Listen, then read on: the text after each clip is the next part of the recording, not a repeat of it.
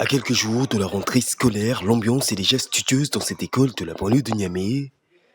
Ici, ce sont pourtant les enseignants qui ont pris la place de leurs élèves le temps d'une séance de sensibilisation. Un cours exceptionnel, animé par les éléments de la police nationale, avec pour thème le harcèlement sexuel en milieu scolaire. On s'est dit que cette fois-ci, on va aller rencontrer les enseignants plutôt que les élèves. Pourquoi? Parce que c'est une thématique qui nous tient à cœur. C'est des cas que nous avons aussi enregistrés au sein de la division, des cas de violence en milieu scolaire, notamment les violences sexuelles.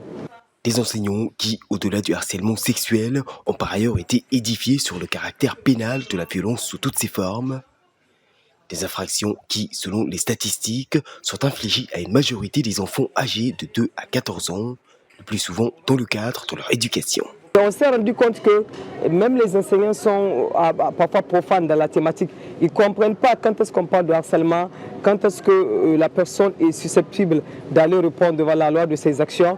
Donc l'idée c'était quoi? C'était de les édifier sur cette typologie d'infraction, qu'ils comprennent lorsqu'ils sont en train de commettre une infraction de harcèlement sexuel et surtout les dangers.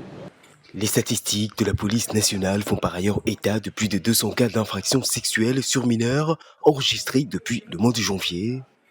Un sujet souvent sensible pour les victimes et qui, côté enseignant, constitue un dilemme quant à la prise en charge. Les enfants, souvent nous les accueillons ici, mais quand nous les observons, nous voyons en eux justement ces traces de violence. Mais le problème, nous ne savons pas où aller pour prendre en charge ces enfants. Cette phase pilote s'inscrit dans le cadre des campagnes de sensibilisation initiées par la Division de la protection des mineurs et des femmes en vue de lutter contre la délinquance juvénile. En moyenne, près de 2000 mineurs seraient concernés par des infractions diverses depuis le début de l'année. Plus de la moitié en seraient notamment coupables.